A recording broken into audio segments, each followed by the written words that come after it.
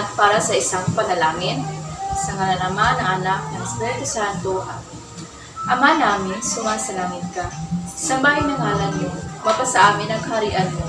Sundin ang loob mo dito sa lupa para lang sa langit. Bigyan niyo po kami ng makakain sa araw-araw at patawarin mo kami sa aming mga kasalanan, gaya ng pagpatawad namin sa nakasala sa amin. At huwag mo kami paintulot sa tukso at iadya mo kami sa lahat ng mga masama. Amen. Sa ngalan ng Ama, ng Anak, ng Espiritu Santo. Amen.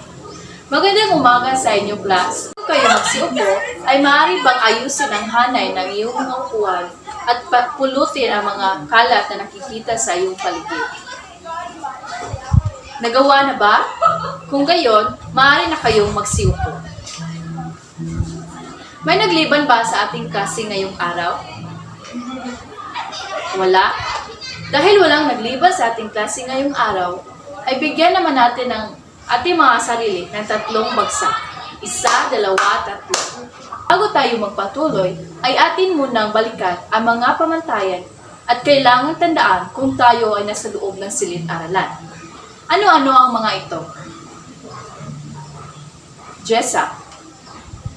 Tama. Umupo ng maayos. Pangalawa. Jaden. Makinig sa guro. Tama. At ang panghuli, Katrina. Magaling. Itaas ang kamay kung gusto niyo sumagot at kung may tanong kayo. Sa araw ngayon, ay tatalakayin natin ang tungkol sa ponolohiya at morpolohiya. Ang mga layunin. Una, nauunawaan ang kahulugan at gamit ng ponolohiya at morpolohiya. Pangalawa, natutukoy ang mga uri ng ponema at morphema. Sino sa inyo ang mayroong idea tungkol sa ponolohiya? Mayroon ba? Okay, Cheska. Tama. Ang ponolohiya ay isang pag-aaral ng ponema, paghihinto, pagtataas pababa ng tinig, diin at pagpapahaba ng tunog. Sino naman ang mayroong idea tungkol sa morpolohiya? Mayroon ba? Wala? Morpolohiya naman. Yung mga idea? Wala? Okay. Ang morpolohiya ay ang isang pag-aaral ng mga salita at ang mga relasyon nito sa iba pang salita. Isa din itong halabuan ng mga salita. Naintindihan ba ang pagkakaiba sa ponolohiya at morpolohiya? Ngayon ay dumako naman tayo sa tinatawag nating ponema. Ang ponema ang pinakamaliit na unit ng tunog. Dumako naman tayo sa mga uri ng ponema. May nakakaalam ba kung ano ang dalawang uri ng ponema? Justin? Tama! So, ang dalawang uri ng ponemang segmental at ponemang suprasegmental. So, ang ponemang segmental ay binubuo ng ponemang pantig at katinig. So, may 15 ang orihinal na kasama sa palabaybayan. Ngunit, may impit na tunog o glottal stop ito. So, ang simbolo ng glottal stop ay ito, yung pandang pananong. So, ang dating bigkas nito ay malumi o maragsa. Ang ibig sabihin ng malumi ay mabagal na pagbigkas. At ang maragsa naman ay mabilisan na pagbigkas. So ngayon, ang letrang P, B, M, W, D, T, L, S, N, R, Y, K, G, N, G, H at may glottal na simbolo sa huli. Ang bumubuo ng ponemang katinig. So, ang ponemang patinig naman ay may 5 letra. A, I, O, U. Then may mga salitang nagkakapalit din ang ponemang U, U, at I ay hindi nagbabago ang kahulugan. Ngunit hindi nagbabago ang kahulugan ng salita. Halimbawa ng ponimang katinig ay bata. So, yung B, yung ba, at saka ta, na TAH ay house dress, yung ibig sabihin niya. Tapos yung tubo ay yung pipe o yung tubo ng tubig. Ngayon, so, dumako naman tayo sa halimbawa na may glottal sa hulihan. So, bata. So, yung ibig sabihin ng bata ay child kung sa English. At kung ang tubo naman ay prophet. At yun ang mga halimbawa ng ponimang katinig. So, dumako naman tayo sa mga salitang nagkakapalit ang I at I, U at O. Salita din ang hindi nagbabago ang kahulugan. Gaya ng halimbawa, babae, babai, kalapati, kalapati, lalaki, lalaki, noon, noon. So, mayroon din namang mga salita na ito'y hiwalay na ponema ang U, O, I, E dahil nagbibigay ito ng magkaibang kahulugan at hindi maaring pagpalitin. Halimbawa, ang salitang diin sa kamay, ang huling pantig ay nasa may. Ang ponemang suprasegmental ay isang ponema sapagkat sa mga salitang may isang tunog, ang pagbabago ng diin ay nakapagbabago sa kahulugan nito. Halimbawa, hiram lamang ang buhay ng tao. So makikita natin na buhay, so di ba malaki yung biyo at hay, so buhay. So ganyan. Wala ba kayong mga katanungan? Naunawaan ba, class? Ngayon, ating tatalakayin ang mga uri ng morphema. Pero bago iyon, ano nga ba ang morphema? Ang morphema ay ang pinakamaliit na unit ng isang salita. So, dumako naman tayo sa dalawang uri ng morphema. Ang una ay ang malayang morphema. May makapagbibigay ba sa inyo kung ano ang kahulugan ng malayang morphema? So, sa tingin ko ay wala. Malayang morphema.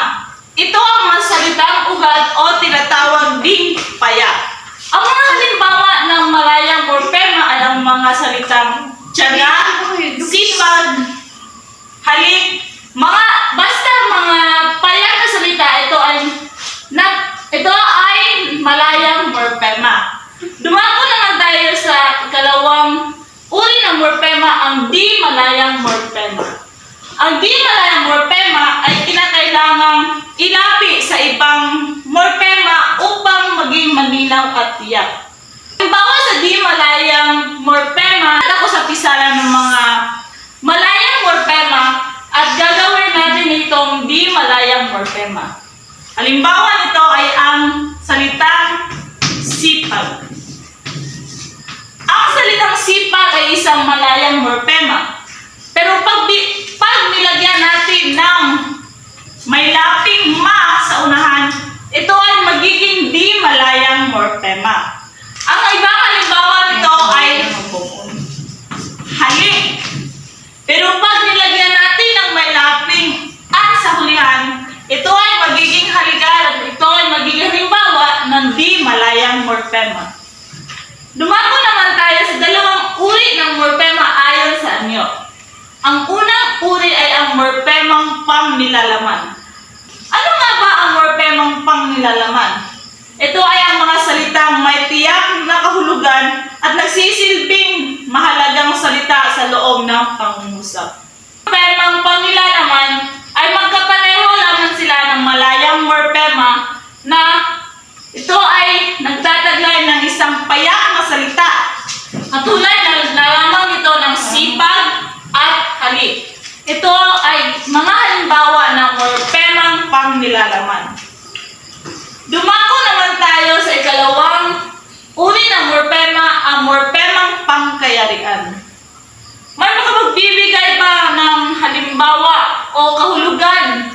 morpemang pangkayarian? So wala. Ang morpemang pangkayarian, ito ay nakapagpapaliwanag ng kahulugan ng buong pangungusap katulad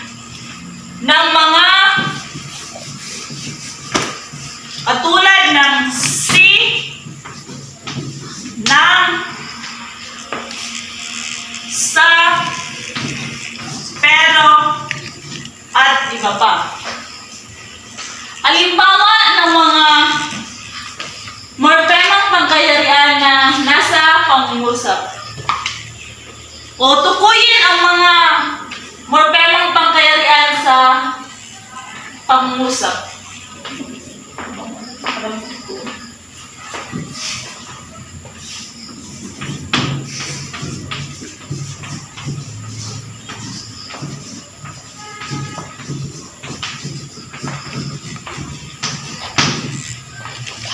Sa pangungusap na ito, si Pedro ay naglalaro. Alin kaya dito ang morpemang pangkayarian? Oo, tama. Ang salitang si ay ang morpemang pangkayarian. O bibigay ako ng iba pang halimbawa.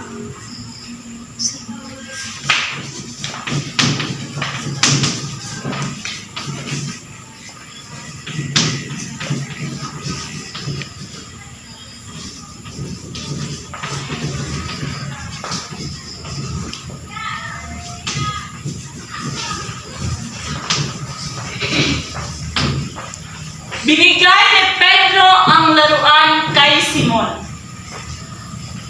Ang morpemang pangkayarian sa pangungusap na ito ay ang salitang kay.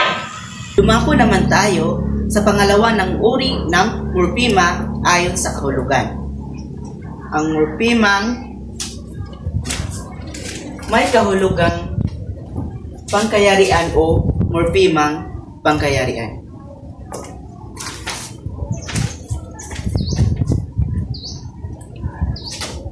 Ito ay walang kahulugang taglay hanggat sa iba pang morpema binubuo ang mga pananda at pag-ugnay. Ito ang mga salitang nangangailangan ng iba pang mga salita upang mabuo ang kanilang gamit sa pangungusap.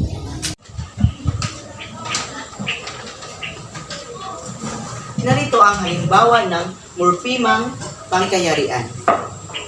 Magaling sumayaw si Kim kaya siya ay nanalo sa dance contest. Ang salitang is, kay, ay, sa, ay ito ay mahalaga. Ito ay mahalaga dahil hindi naman natin mababasa ang pangungusap kung ito ay lamang ang magaling, sumayaw, Kim, siya, nanalo, dance contest. Narito ang bahagi ng morpemang pangkayarian. Ang morpemang pang-angkop. Ito ay ginagamit para pag-ugnayin ang mga panuring ito at mga salitang binibigay dito ng turing. Halimbawa nito ay na, nga. Ang halimbawa na pangungusap, sandang malaki na rin ang pinumbalik ng kapayapaan. Ang ginagamit na salitang pang-angkop ay ang nang. Ang pangalawang bahagi ng morpema, ang pangtanging. Ito ay nagpapakita ng pagbubukod, pagsalungat, o paglilinaw. Halimbawa nito, at, subalit, pati, saka, kaya, ngunit, dapat, what. Narito ang pangungusap ng pangatnik. Maglalaro sana ako, ngunit tinawag ako ni Kuya. Ang salitang pangatnig ay ang ngunit. Bahagi ng morpema. Ang morpemang pang-okon. Ito ay nag-uugnay sa pangalan, pandiwa, panghalip, o pang-abay sa iba pang mga salita sa loob ng pangungusap. Ito ay maaari ding pagturo ng lugar o layunin. Halimbawa nito ay sa o kay, tingil sa or kay, para sa or kay, tungkol sa or kay, ayon sa or kay. Narito ang halimbawa. Pili siya ng pagkain para sa ina. Ang ginagamit na salitang pang-ukol ay para sa. Agina morphema ay ang pananda. Ito ay nagpapakilala o nagsisilbing tanda ng gamit sa isang salita sa loob ng pangungusap. Halimbawa ay, ni, ang, sina, nina, ang mga, si. Narito ang halimbawa ng pangungusap na pananda. Ang COVID-19 ay nakakamatay na sakit. Ang ginagamit na salitang pananda ay ang ay. Okay class, may naunawaan ba kayo sa ating aral ngayon tungkol sa morphemang pangkayarian? Okay class, dahil nauunawaan naman ninyo ang ating aralin, ay kumuha kayo ng kalahating papel para sa ating pagsusulit. Pakisulat ang panuto. Isa-isahin ang mga uri ng punima at bigyan ito ng tig-dalawang halimbawa. At mayroon lang kayong 15 minuto para sa pagsagot. Tapos na ba kayo? Kung gayon, ipasa na ang iyong mga papel. Magsitayo ang lahat para sa huling panalangin. Sa ngalan ng Ama, ng Anak, ng Espiritu Santo. Amen. Purihin ang Panginoong Diyos.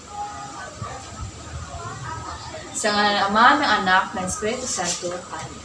Maraming salamat at paalam, class.